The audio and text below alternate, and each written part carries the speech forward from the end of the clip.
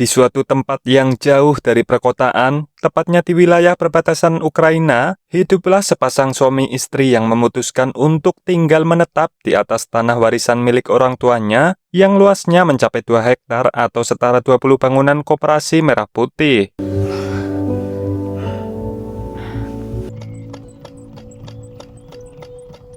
Sang istri bernama Nastia dan suaminya Mikola. Diketahui Nastia memiliki hobi bermain burung, maksudnya melukis burung, dan Mikola sendiri adalah seorang dosen di Universitas Negeri Ukraina. Kehidupan mereka tergolong damai karena jauh dari keramaian dan bisa melakukan apa saja tanpa khawatir dengan omongan tetangga.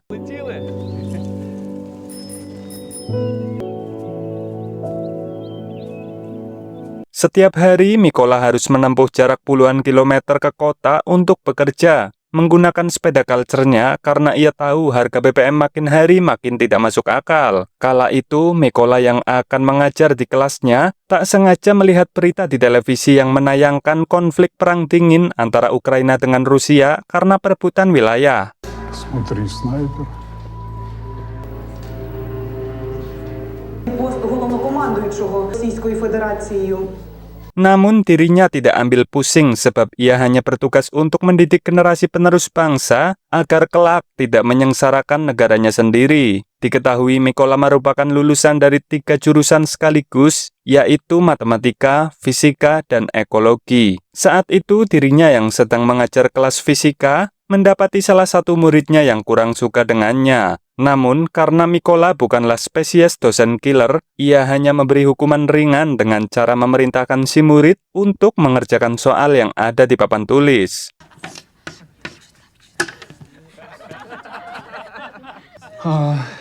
Тепер зрозуміло, чим зайнята твоя голова.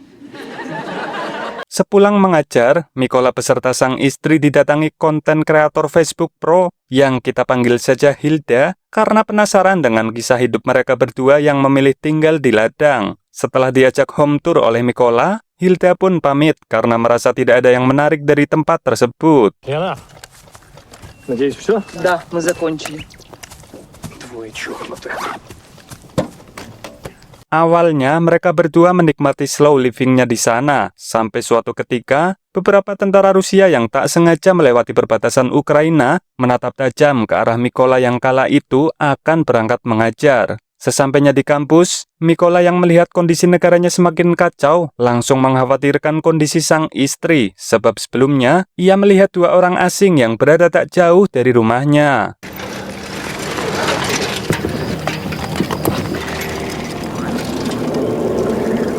Dan benar dugaannya, 2 orang asing itu rupanya tentara Rusia yang ditugaskan untuk mengambil alih wilayah perbatasan yang kebetulan rumah mereka terletak tak jauh dari sana. Karena mengira Mikola dan Nastia adalah mata-mata, mereka pun dihajar habis-habisan, bahkan rumah mereka juga ikut menjadi sasaran.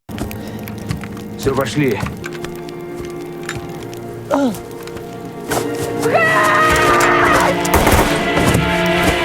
Naas, sang istri harus menjadi korban karena ia mencoba untuk melawan. Sedangkan Mikola hanya bisa meratapi kepergian istrinya, menyesal karena tidak bisa berbuat apa-apa, setidaknya untuk melindungi sang istri tercinta.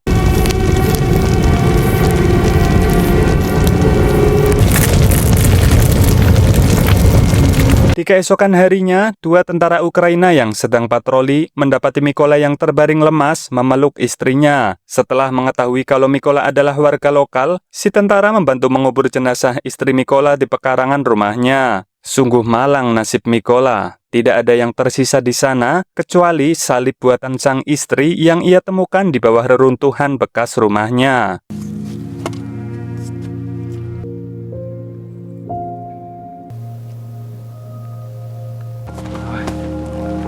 Kemudian Mikola dibawa menuju markas persembunyian mereka yang tak jauh dari sana. Awalnya ia justru akan dibunuh oleh si komandan karena takut kedatangannya akan memancing musuh ke tempat itu. Namun setelah mengetahui kalau Mikola ingin ikut bergabung dengan mereka dan berjanji akan mengusir semua pasukan Rusia dari tanahnya, si komandan pun merekrutnya karena sebenarnya mereka juga butuh warga lokal yang paham seluk-beluk lokasi tersebut.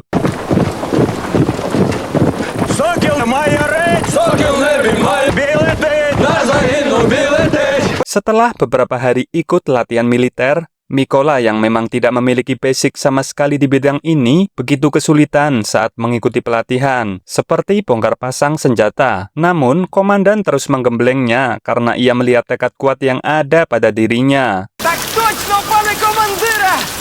Радий це чути. Позивний ще треба заслужити, мерняк. Тобі ясно? Tak butuh waktu lama untuknya bisa berbaur dengan teman-temannya di camp pelatihan. Step by step sudah ia lalui. Bahkan dirinya lah yang paling keras saat berlatih, terutama bongkar pasang senjata yang selalu ia latih sampai larut malam.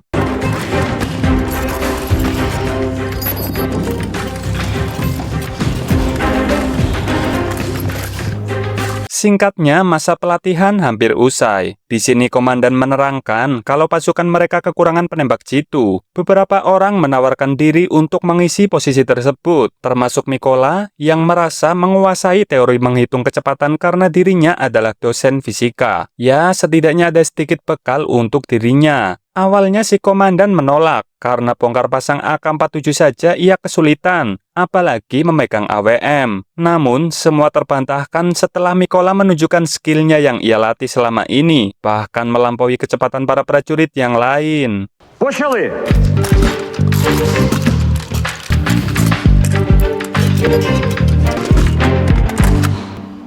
«18 секунд!» Semua orang dibuat terkejut dengan kemampuan Mykola. Begitu juga dengan kapten penembak jitu yang siap menggembleng para sniper-snipernya setelah ini. Para pasukan yang terpilih dibawa menuju camp pelatihan selanjutnya, di mana mereka akan berlatih teori serta masing-masing dari mereka akan diberikan senjata.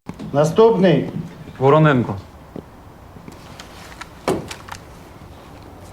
Наступний. Latihan pertama yaitu menahan gerakan. Mereka dituntut untuk tidak merubah posisi secara mendadak sekalipun itu hanya menggeser tubuhnya, karena saat berada di medan perang, gerakan sekecil apapun akan memancing musuh untuk menemukan posisi mereka.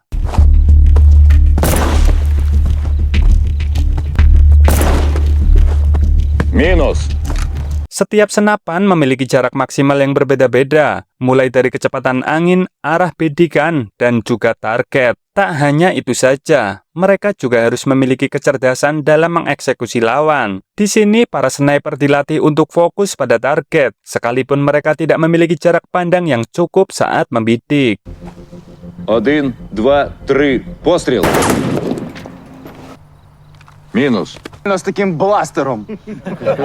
Singkat cerita, setelah berlatih cukup lama, mereka memasuki tahap latihan terakhir, yaitu menembak di malam hari, di mana latihan tersebut bertujuan untuk mengasah skill penglihatan mereka walaupun dalam kondisi gelap sekalipun. Setelah semua prajurit diberi aba-aba untuk menembak bebarengan, semua peluru sniper mengenai targetnya kecuali Mykola. Namun rupanya Mykola belum menembak sama sekali. Dirinya hanya memastikan kalau pelurunya akan mengenai tepat di tengah-tengah panci tersebut. Збираєшся чекати світанку? Код зелений. +3, Ворон.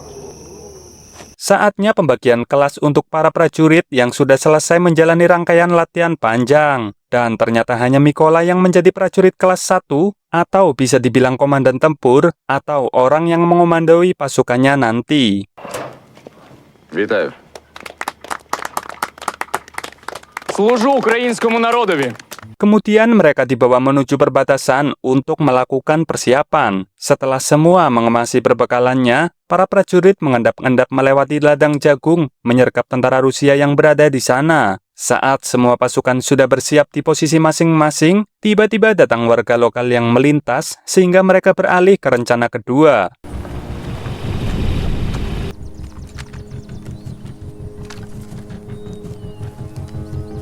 Warlock tersebut diperiksa oleh tentara Rusia yang berjaga. Karena mereka menyadari kalau Warlock tersebut adalah warga negara Ukraina, para penjaga pun bersiap untuk menghabisinya. Namun, prajurit Ukraina segera melakukan penyerangan sebelum tentara Rusia mengeksekusi Warlock itu. 1.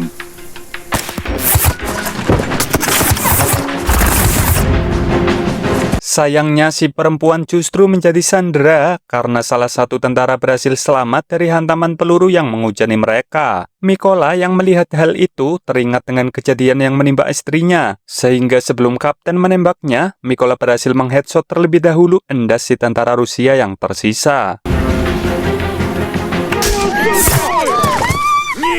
Вітаю з твоїм першим успішним завданням. Kapten pun memberi pujian atas misi pertama Mikola, dan setelah mereka berhasil mengambil alih perbatasan, para prajurit dikirim kembali ke markas utama untuk beristirahat. Sebelum tidur, Mikola sendiri nampak termenung sambil menggenggam kayu salib peninggalan mendiang sang istri.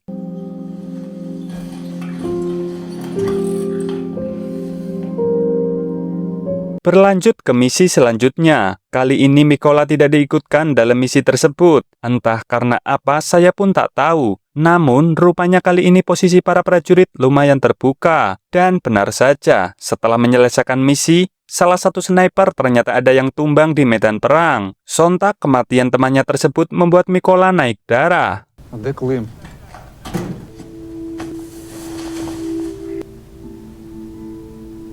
Kapten segera mendesak para prajurit untuk menguasai parit yang tersisa di sekitar lokasi. Tepat di malam itu juga, mereka dikirim ke sana jalan kaki sampai pagi pun tiba. Mereka memanfaatkan jalur yang akan dilalui pasukan musuh dengan memasang jebakan di sana. Tak lama dari pos pengamatan memberi info jika ada beberapa tentara Rusia yang akan melintas. Di sini Mikola sedikit terkejut karena ternyata salah satu dari mereka ada mantan muridnya yang sempat cekcok dengannya di awal film.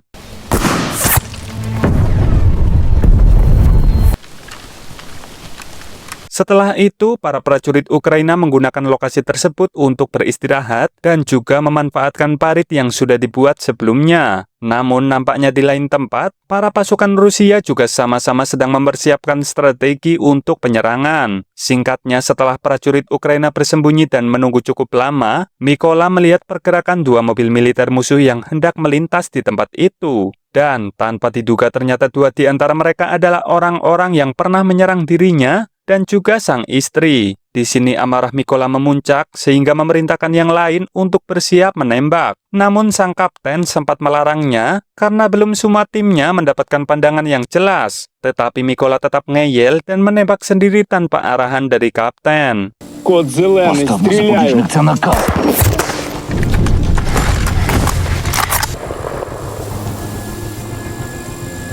Dan sesuatu buruk pun terjadi setelah kelalaian yang dilakukan oleh Mikola sebelumnya. Karena salah satu dari mereka berhasil selamat, posisi Mikola dan yang lainnya pun akhirnya diketahui musuh, sehingga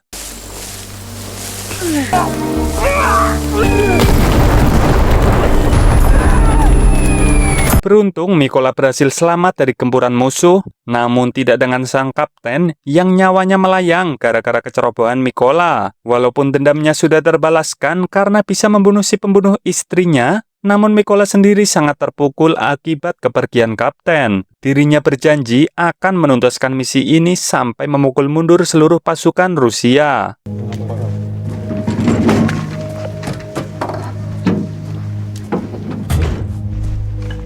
Misi terakhir bagi prajurit Ukraina yaitu mengambil alih wilayah gudang terbengkalai di mana pasukan Rusia yang tersisa akan berkumpul di tempat tersebut. Para sniper musuh berhasil dilumpuhkan oleh Mikola seorang diri, walaupun dirinya sempat terserempet peluru tajam, namun ia yang mengetahui arah tembakan langsung memberikan serangan balik kepada musuh. Вот ты сука!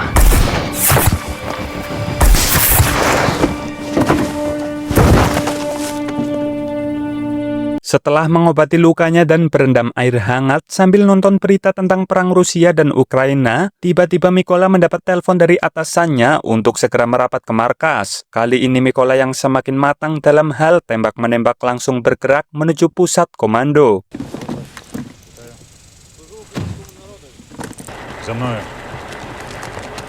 Ya, pangkat Mikola semakin melejit setelah beberapa misi yang ia tuntaskan berjalan cukup mulus. Kali ini, Mikola yang sebagai warga lokal ditugaskan untuk memimpin misi terakhir. Target utamanya yaitu komandan tempur Rusia yang menurut informan mereka, beliau akan ada di sana memimpin pasukan Rusia yang akan melakukan penyerangan.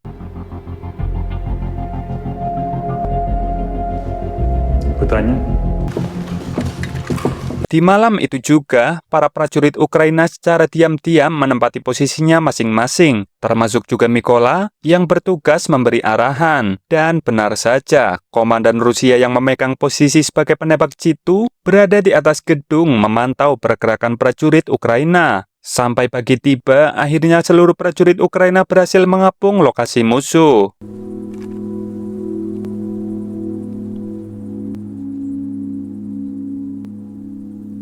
Rupanya Mykola lah yang berada di garda terdepan, tidak lagi memegang snipernya, namun langsung mengeksekusi musuh dari jarak dekat. Setelah pasukan Rusia terpantau jelas, mereka langsung dihujani peluru para sniper Ukraina, sehingga pasukan Rusia yang mendengar suara tembakan itu menjadi panik.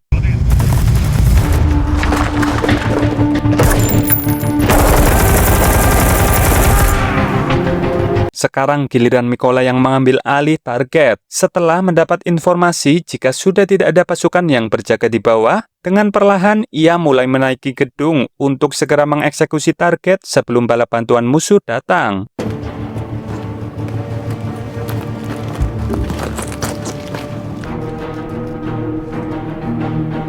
Detik-detik menegangkan baginya karena masih ada satu orang lagi yang tersisa di sana selain komandan Rusia. Dirinya harus berhati-hati, memikirkan strategi tanpa diketahui kedatangannya. Awalnya, Mykola ragu-ragu untuk menembak karena posisinya tidak diuntungkan sekarang. Komandan Rusia sendiri mengecek para snipernya, di mana ia baru mengetahui kalau mereka semua ternyata sudah tewas, apalagi tidak ada yang semaur dari HT ketika dirinya memonitor seluruh pasukannya.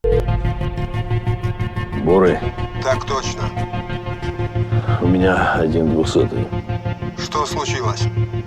Mykola pun berhasil mendapatkan posisi yang lebih menguntungkan, sehingga saat ini ia memiliki momen untuk mengeksekusi mereka, dan akhirnya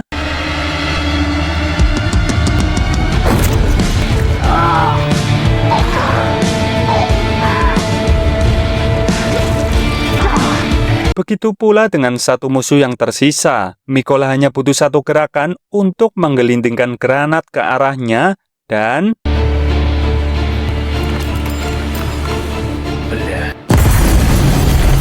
ya, Mykola berhasil mengambil alih posisi mereka. Tepat sebelum para pasukan bantuan musuh tiba di sana. Pasukan musuh yang tidak menyadari kalau tempat tersebut sudah dikuasai, akhirnya harus terbantai satu persatu tanpa perlawanan, diawali oleh Mykola, yang dengan mudah melumpuhkan si supir tepat di titik buta mereka.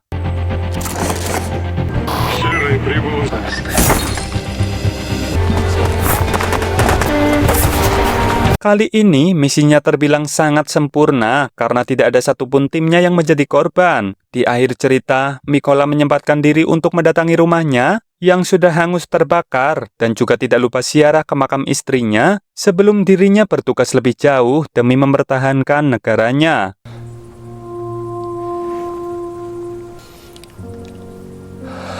Tamat, ending yang cukup mengadrenalinkan. Kami jajaran tim SPBG yang bertugas pamit undur diri. Sekian, terima kasih.